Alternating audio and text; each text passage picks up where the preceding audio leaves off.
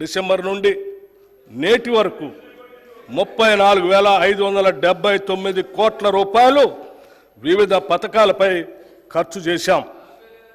ఈ పథకాల్లో ముఖ్యమైనవి మహిళలకు ఉచిత బస్సు ప్రయాణం, 200 యూనిట్ల ఉచిత కరెంట్, రైతు భరోసా, బియ్యంపై సబ్సిడీలు మరియు చేయూత.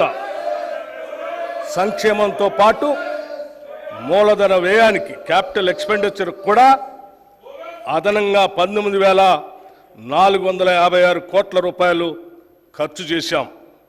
ప్రభుత్వ మరియు ప్రభుత్వ రంగ సంస్థల్లో కొత్త ఉద్యోగాలు సృష్టించడానికి ఉద్యోగ నియామక ప్రక్రియలో పారదర్శకంగా పనిచేయడానికి తగిన చర్యలు మా ప్రభుత్వం తీసుకుంటుంది.